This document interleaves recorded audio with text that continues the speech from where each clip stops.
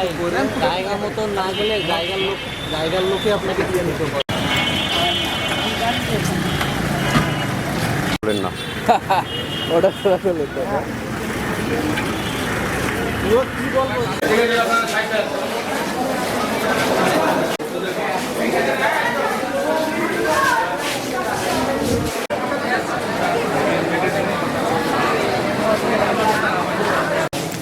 বলুন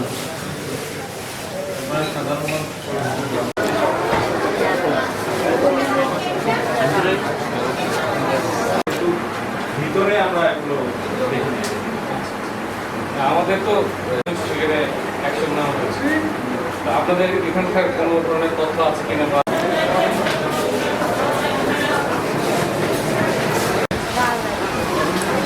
কোনো পার্টি আসছে যে বেডের জন্য কিছু টাকা আছে বেড খাওয়া দিতে হচ্ছে খাওয়া দাওয়া কিছু হচ্ছে এখানে থাকাও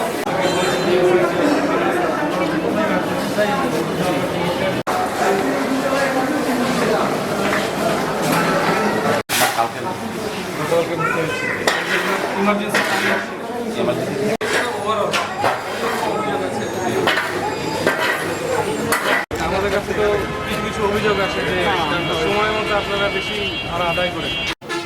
আজকে যে অভিযানটা আমরা পরিচালনা করছি এটা আমাদের একটা নিয়মিত অভিযান ছিল। রংপুরের ৭২ ব্রিগেডের অধীনে আমরা ৩০ ইস্ট বেঙ্গল এখানে নিয়োজিত আছি। তো বিভিন্ন সময় আমাদের কাছে অভিযোগ আসে, যে অভিযোগগুলো হচ্ছে কিছু কিছু অনিয়ম থাকে, যেমন হচ্ছে দালাল চক্র একটা থাকে যারা হচ্ছে বিভিন্ন ওয়ার্ডে সিট দেওয়া নিয়ে অতিরিক্ত ভাড়া আদায় করে অথবা বলে যে এখানে ভাড়া লাগবে এরকম কিছু। এছাড়াও কিছু দালাল চক্র আছে যারা অ্যাম্বুলেন্সের ক্ষেত্রে বেশি ভাড়া আদায় করার একটা সিন্ডিকেট তৈরি করে। এছাড়াও কিছু একটা চক্র আছে যেটা মানে ইদানিং আমরা জানতে পেরেছি, সেটা হচ্ছে রিক্সা চালকের একটা সিন্ডিকেট আছে যারা বিভিন্ন রোগীদের নিয়ে এসে বিভিন্ন এই রংপুর মেডিকেল ব্যতীত অন্য কোনো ডায়াগনস্টিক সেন্টার বা সেবা সেন্টারে নিয়ে যাচ্ছে, যেখানে তারা আমার কাছে একটা অভিযোগ অলরেডি এসেছে যে তাকে চিকিৎসা শুরুতেই ৪,০০০ টাকার ডায়াগনস্টিক করতে বলা হয়েছে, যেটা নর্মালি আমাদের হওয়ার কথা না। তো এখানে দেখা যায় যে তারা একটা কমিশন পায়। এই একটা সিন্ডিকেট আছে যেটার আমরা গোয়েন্দা তথ্য অনুসারে তাদেরকে ধরার চেষ্টা করব। এছাড়া রংপুর মেডিকেলে আমাদের যে অভিযান আজকে পরিচালনা করেছে, এখানে রোগীদের কাছ থেকে ফিডব্যাক নেওয়া, তাদের সিট থেকে বেশি আদায় করছে কিনা, স্ট্রেচার নিয়ে যাওয়ার জন্য কেউ চাঁদা আদায় করছে না, অথবা তাদের সার্ভিস সম্পর্কে সবগুলোই এখন পর্যন্ত ভালো আছে, যেহেতু আমাদের অভিযান চলমান আছে।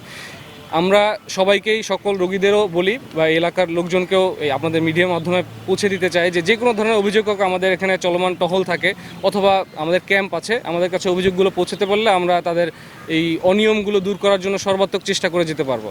এবং কিছু কিছু সমস্যা মেডিকেলে স্বাভাবিক হওয়াটাই স্বাভাবিক, অনেক সময় রোগীর প্রেশার বেড়ে যায়, তো কিছু কমতি বা ঘাটতি আছে কর্তব্যরত চিকিৎসকের মাধ্যমে আমরা এটা জানতে পেরেছি। তো এইসব ক্ষেত্রে যে সমস্যাগুলো আছে এগুলো দ্রুত প্রশাসন, এই মেডিকেলের প্রশাসন চেষ্টা করবে দ্রুত অতি সত্বর সমস্যাটা সমাধান করার জন্য। ধন্যবাদ। দৈনিক বাংলাদেশ মিডিয়া, সত্যের সন্ধানে সারাক্ষণ।